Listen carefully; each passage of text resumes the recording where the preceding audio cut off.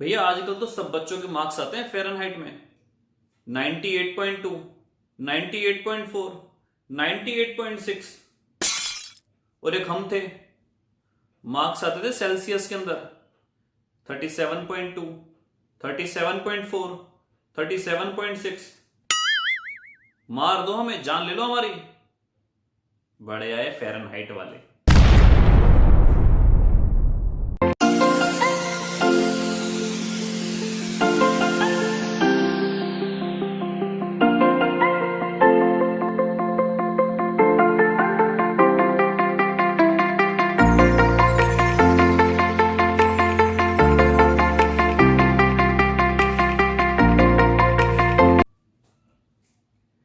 Good morning India. कैसे हो बच्चों? केम छो? मजामा? करते हैं स्टार्ट आपकी फिजिक्स क्लास 11th की ऑन योर ब्यूटीफुल से चैनल जिसका नाम है फिजिक्स बाय राहुल बंसल। बच्चों हम लास्ट क्लास के अंदर हम थे फिजिक्स के चैप्टर नंबर 2 के आपके क्लास 11th के हमने कर लिए थे कोई 10-12 न्यूमेरिकल्स। हम करते हैं उसी के आगे से स्टार्ट। आज हम करने वाले हैं न्यूमेरिकल्स को एकदम खल्लास, और नेक्स्ट क्लास से स्टार्ट करेंगे आपका चैप्टर नंबर 3। तो बच्चों करते हैं स्टार्ट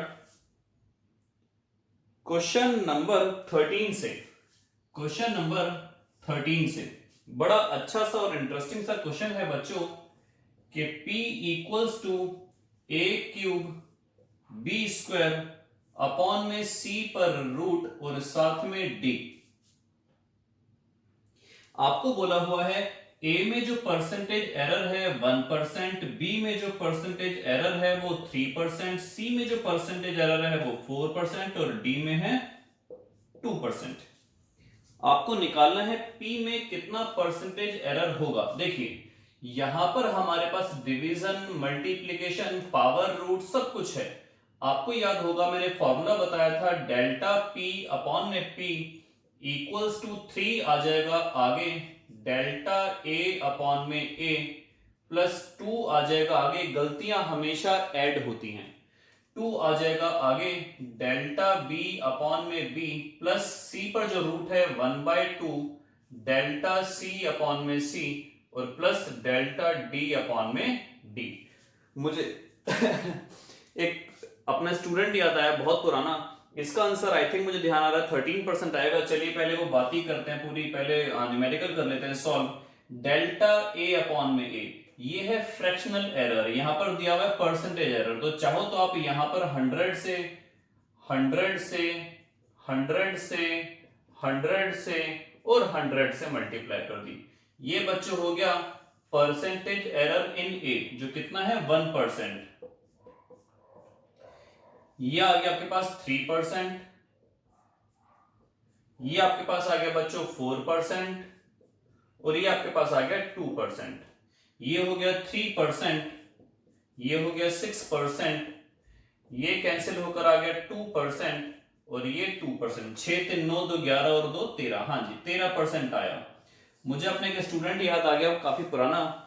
तो उसका जब एग्जाम हुआ था तो टीचर ने इस रूट को यहां तक चढ़ा दिया था ऐसे। अगर यहां तक चढ़ाएंगे तो बच्चों C के साथ जो 1/2 है वो D के साथ भी आ जाएगा, और जब इसके साथ 1/2 आएगा तो ये 1 बन जाएगा, ये 1 बन जाएगा, आंसर 12 आएगा। लेकिन वो इतना शातिर और समझदार सा बच्चा था, वो उसका आंसर भी 13% लेकर आया। मैंने पूछा कैसे निकाला बेटा, तो कहता है सर मुझे पता था ये प्रिंटिंग एरर है, एनसीईआरटी में तो सी पर ही केवल रूट है, उसने क्वेश्चन में ही अल्टरेशन कर दिया। ऐसा आप लोग मत कीजिएगा। जो पेपर में दिया हुआ है जब तक टीचर उसमें मॉडिफिकेशंस ना कराए तब तक आपको वही क्वेश्चन ऐसे का ऐसा मानना है। Either it is 11th class और it is your board classes, board exams. आगे आपको पूछा हुआ है इसमें देखिए दो सिग्निफिकेंट फिगर है। आपको बोला हुआ है अगर हमने मेजर करा और P की वैल्यू जो आती है वो 3.763 आती है, आप इसको कहां तक राउंड ऑफ करोगे। बच्चों इसमें दो सिग्निफिकेंट फिगर है तो आप इसको यहां तक राउंड ऑफ करोगे, यानी कि 6 को ड्रॉप करोगे। 6 है 5 से बड़ा, तो इसका आंसर आ जाएगा 3.8। कितना आ जाएगा 3.8। क्वेश्चन नंबर 14 पर आते हैं बच्चों। आपको दिया हुआ है फर्स्ट ऑप्शन है y equals to a sine of 2 pi t upon में t। क्या ये फॉर्मूला सही है या गलत है? बच्चों ध्यान रखना, y को बोला गया है डिस्प्लेसमेंट, तो इसकी यूनिट होगी मीटर में, और a को बोला गया है एम्पलीट्यूड। एम्पलीट्यूड की यूनिट भी क्या होती है? मीटर ही होती है। तो इन दोनों की यूनिट मीटर है, तो कहने का मतलब है ये वाला पार्ट होना चाहिए यूनिटलेस या फिर डायमेंशनलेस। ये उसी कंडीशन में डायमेंशनलेस होगा जब ऊपर वाले की डायमेंशन और नीचे वाले की डायमेंशन सेम होगी। ऊपर 2 पाई की कोई डायमेंशन नहीं होती है, टाइम से टाइम कैंसिल आउट, इसका मतलब है ये हो गया डायमेंशनलेस, तो ये फॉर्मूला हमारा करेक्ट है। बी पॉइंट पर आते हैं, ए साइन वीटी, ये साफ दिख रहा है वेलोसिटी इनटू टाइम होता है डिस्प्लेसमेंट। इसका मतलब क्या हुआ? ये हमारे पास डायमेंशनलेस नहीं है और formula can be wrong. C पर आओ, y equals to a by t sine of t upon में a। बच्चों ये तो ऑटोमेटिकली रॉन्ग हो गया, क्योंकि मीटर को आप जब सेकंड से डिवाइड करोगे तो आपके पास है मीटर पर सेकंड बन जाएगा और आपका लेफ्ट हैंड साइड से मैच नहीं करेगा। फोर्थ पॉइंट है बच्चों आपके पास y equals to a root 2 sine of 2 pi t upon में t plus cos 2 pi t upon में t। ये भी आप ध्यान से देखिए, ऊपर वाले की तरह ये भी डायमेंशनलेस है, ये भी डायमेंशनलेस है। रूट 2 लगने से केवल न्यूमेरिकल वैल्यू चेंज होगी, लेकिन अल्टीमेटली लेफ्ट हैंड साइड और राइट हैंड साइड आपके पास बराबर है। तो इसका मतलब हुआ फर्स्ट पॉइंट और फोर्थ पॉइंट आपका हुआ करेक्ट। और चलते हैं हम क्वेश्चन नंबर 15 की ओर।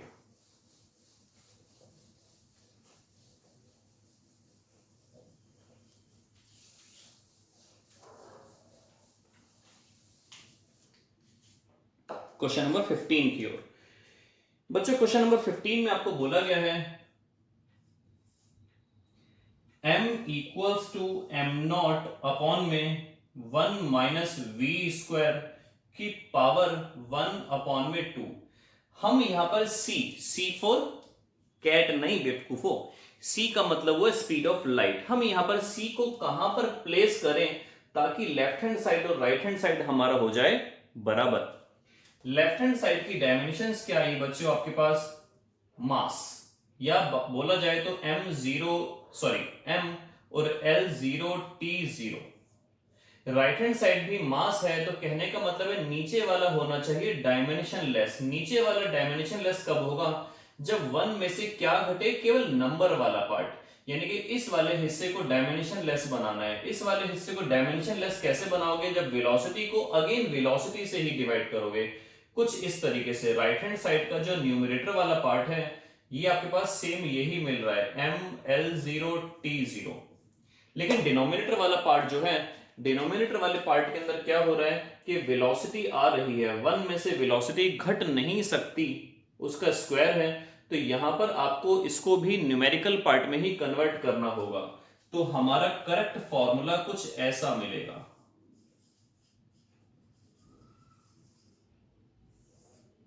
m equals to m naught upon में 1 माइनस वी स्क्वायर अपॉन में सी स्क्वायर और इस पूरे की पावर 1/2। अब आप ध्यान से देख सकते हैं यहां पर वेलोसिटी से वेलोसिटी का स्क्वायर कैंसिल आउट, नीचे वाला डायमेंशनलेस क्वांटिटी है, लेफ्ट हैंड साइड मास है, तो राइट हैंड साइड भी मास ही है। क्वेश्चन नंबर आते हैं 16 पर। The unit of length convenient on the atomic scale is known as angstrom. आपको बताया गया है एंगस्ट्रॉम की वैल्यू है 10 की पावर -10 मीटर, और हाइड्रोजन एटम जो है, size of hydrogen atom is 0.5 angstrom. आपको रेडियस दे दी गई है हाइड्रोजन एटम की जो है 0.5 एंगस्ट्रॉम। एंगस्ट्रॉम को अगर मैं ध्यान से देखूं तो वो बन जाता है 10 की पावर -10 मीटर। आपको निकालना है atomic volume of 1 mole hydrogen atom. Atomic volume of 1 मोल। तो बच्चों पहले निकालते हैं एक एटम का वॉल्यूम। जैसा कि आप जानते हो एटम होता है स्फेरिकल, और स्फेयर का वॉल्यूम क्या होता है? 4/3 पाई r क्यूब।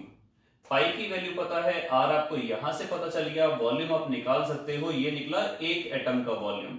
आपको निकालना है पूरे मोल का, तो तो इस वाले वॉल्यूम को आप किससे मल्टीप्लाई कर दोगे, अवोगैड्रो नंबर से, जो होता है 6.022 इंटू 10⁻23। तो ये आपके पास निकल के आ जाएगा atomic volume of 1 mole hydrogen atom.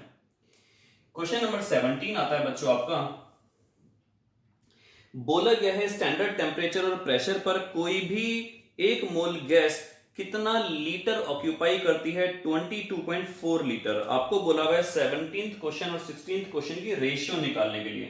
तो पहले हम देखते हैं मोलर वॉल्यूम 22.4 लीटर्स। आप कन्वर्ट कर सकते हो इसको 1000 से डिवाइड करके मीटर क्यूब में। ये हो जाएगा 22.4 इंटू 10⁻³ मीटर क्यूब। यहां वाला वॉल्यूम आप एक मोल का निकाल चुके होंगे। तो बेसिकली आपको रेशियो निकालनी है किस चीज की, मोलर वॉल्यूम अपॉन में एटॉमिक वॉल्यूम की। ये वाला आप डिनोमिनेटर में रखेंगे और ये वाला न्यूमरेटर में रखेंगे। यहां से आपका आंसर आ जाएगा। चलते हैं बच्चों आगे। क्वेश्चन नंबर 19 पर मुझे रब करना पड़ेगा। क्वेश्चन नंबर 19 के लिए तो मैं आपको पहले एक छोटा सा क्वेश्चन और करा देता हूं। 19 की रिक्वायरमेंट नहीं है बच्चों। 19 की रिक्वायरमेंट इसीलिए नहीं है क्योंकि 19 आपको मैं पार्सेक पहले ही समझा चुका हूं। 19 में आपको बोला गया है कि अगर इस तरीके से आपको बोला गया है कि अगर that is the base line, आपको बोला गया है, मैं आपको क्वेश्चन समझा देता हूं, काफी लंबा चौड़ा सा क्वेश्चन है ये। आपको बोला है कि अगर ये नीचे का डिस्टेंस है 1 एस्ट्रोनॉमिकल यूनिट, ये एंगल बना हुआ है 1 सेकंड का, तो प्रूव करो ये जो है वो पार्सेक के बराबर है। या फिर ये बोला है कि ये पार्सेक होता है, आपको इसकी वैल्यू फाइंड आउट करनी है। आपको मैं बता चुका हूं लेक्चर के अंदर, पार्सेक की वैल्यू होती है 3.08 इंटू 10⁻16 मीटर। तो यहां पर बच्चों ऐसे ही सॉल्व करोगे। थीटा है 1 सेकंड, आप इसको चेंज करोगे 3600 से डिवाइड करके, पहले डिग्री में। ये देखिए थीटा है 1 सेकंड, इसको डिवाइड करोगे 3600 से, ये कन्वर्ट हो जाएगा किसमें, डिग्री में। आपको याद होगा मैंने आपको बताया था कि 180 degree is equals to pi radian. तो 1 डिग्री होता है पाई अपॉन में 180 रेडियन। आप इसको 1 पाई अपॉन 180 से मल्टीप्लाई कर देंगे, ये रेडियंस में कन्वर्ट हो जाएगा। आपको निकालनी है यहां की वैल्यू। ये मान लिया L, ये मान लिया R। फॉर्मूला होता है theta equals to L/R। R निकालना है तो R आपके पास हो जाएगा L अपॉन में थीटा।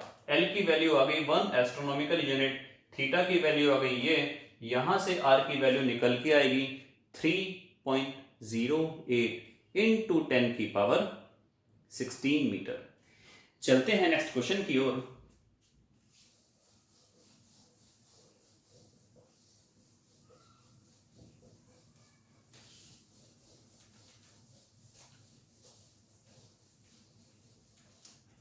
चलते हैं नेक्स्ट क्वेश्चन की ओर, जो है आपका क्वेश्चन नंबर 20।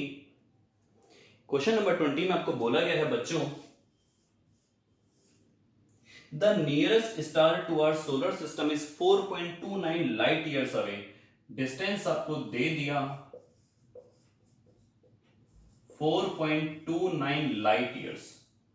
आपको इसको पार्सेक में कन्वर्ट करना है। किस में कन्वर्ट करना है, पार्सेक में। देखिए ध्यान से, आपको पता होना चाहिए कि 1 light year equals to 9.46 into 10⁻15 metre. तो 1 मीटर यहां से कितना आ जाएगा बच्चों, या फिर आप इसको ऐसे भी कन्वर्ट कर सकते हो कि 1 लाइट ईयर इक्वल्स टू इतना मीटर, इक्वेशन नंबर 1। उसी तरीके से 1 parsec equals to 3.08 into 10⁻16 metre, equation 2। आपने 1 को और इक्वेशन 2 को डिवाइड कर दिया, तो ये आया 1 लाइट ईयर अपॉन में 1 पार्सेक, 9.46 अपॉन में 3.08 डिवाइड करेंगे तो 10 की पावर -1 ऊपर बचेगा। आपको लाइट ईयर, इतने लाइट ईयर में पार्सेक निकालना था, तो ये वाला पार्सेक यहां चला जाएगा। तो 1 लाइट ईयर बराबर 9.46 अपॉन में 10 की पावर -1 ये लगा दिया साथ में, अपॉन में 3.08। एक लाइट ईयर में इतने पार्सेक हैं।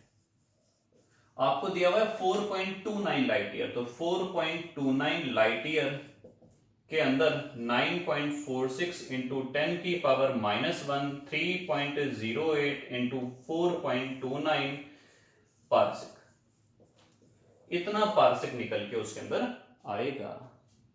आगे क्वेश्चन पूछा गया, how much parallax would this star show, कितना एंगल शो करेगा when viewed from two location of earth 6 month apart in its orbit around the sun. ये सन हो गया 6 महीने दूर की जो लोकेशन है, एक ये होगी, एक ये होगी, ये हो गया आपका स्टार, ये हो गया बच्चों आपका स्टार। तो कितना एंगल बनाएगा, ये डिस्टेंस होता है 1 एस्ट्रोनॉमिकल यूनिट, ये एंगल होता है 1 सेकंड का, जब ये होता है 1 पार्सेक का। तो पूरा एंगल कितना हो जाता है, पूरा एंगल हो जाता है 1 सेकंड, और 1 सेकंड हमारे पास 2 सेकंड। लेकिन इस बार ये डिस्टेंस कितना दिया हुआ है, इस बार ये डिस्टेंस है हमारे पास इतना, और इसकी वैल्यू मुझे पता है, ये निकल के आएगी 1.32 पार्सेक, 1.32 पार्सेक। तो अगर एक पार्सेक की वजह से 1 सेकंड का एंगल बनेगा, तो 1.32 पार्सेक की वजह से 1.32 सेकंड का एंगल बनेगा। तो पूरा एंगल कितना हो जाएगा 1.32, तो कुल मिलाकर ये आपके पास आएगा 2.64 सेकंड्स का एंगल। क्वेश्चन नंबर 21 और 22 आपके लिए बच्चों काम के नहीं है। क्वेश्चन नंबर है 23 आपका।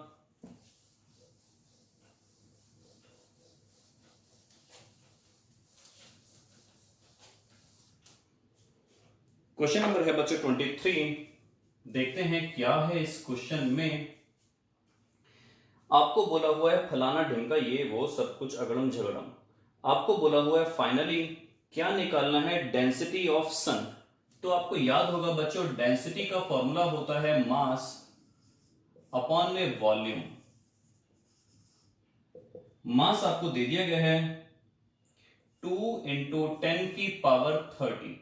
वॉल्यूम का फॉर्मूला होता है 4/3 पाई आर क्यूब। रेडियस आपको दे दी गई है, कितनी है सन की, 7 into 10 to the power 8 metre. I hope ये क्वेश्चन आप लोग खुद सॉल्व कर सकते हैं।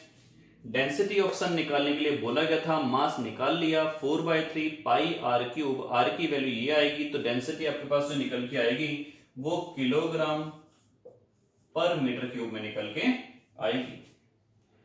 क्वेश्चन नंबर 24 है बच्चों आपके पास, When the planet Jupiter is at a distance of this, आपको निकालना है calculate the diameter of the Jupiter. देखो ये हो गया जुपिटर, ये हो गई अर्थ। यहां से इस तरीके से हमने ऑब्जर्व करा, तो एंगुलर डायमीटर जो आया जुपिटर का, ये जो एंगल निकल के आया ये आया 35.72 सेकेंड, और ये डिस्टेंस जो आया 824.7 मिलियन किलोमीटर्स। आपको निकालना है डायमीटर ऑफ द जुपिटर। देखते हैं कैसे निकलेगा बच्चों, फटाफट आइए देखते हैं। तो बच्चों सबसे पहले इस एंगल को हमें चेंज करना होगा रेडियंस में, जैसे कि अभी आपने पिछले क्वेश्चन में करा था। तो 35.72 को डिवाइड करेंगे 3600 से, मल्टीप्लाई करेंगे पाई अपॉन 180 से, तो ये कन्वर्ट हो गया आपका रेडियंस में। इस डिस्टेंस यानी कि आर को भी कन्वर्ट कर लेते हैं प्रॉपर, तो आर आपके पास आ गया 824.7 मिलियन का मतलब होता है 6 किलोमीटर का मतलब हो गया 3 मीटर्स में। तो ये आपके पास आ गया 824.7 इंटू 10 की पावर 9 मीटर। इसको मान लिया L। आपको मैंने फॉर्मूला बताया था theta equals to L by r, L equals to हो गया आर थीटा। आर की वैल्यू पुट करोगे 824.7 इंटू 10 की पावर 9, साथ में पुट करेंगे थीटा की वैल्यू जो है कुछ ऐसी और नीचे है कुछ ऐसी, और यहां से आपके पास जो L की वैल्यू निकल के आएगी वो मीटर्स में आएगी। तो बच्चों ये कुछ क्वेश्चंस थे आपके पास, एडिशनल के इसके इतने इंपॉर्टेंट क्वेश्चंस नहीं हैं। यहीं पर हम चैप्टर को अपने विराम देते हैं। Till then good bye. Next class के अंदर स्टार्ट करेंगे, आज तो भैया पसीना सभी आ गया। नेक्स्ट क्लास के अंदर स्टार्ट करेंगे चैप्टर नंबर 3। टिल देन स्वस्थ रहिए, मस्त रहिए।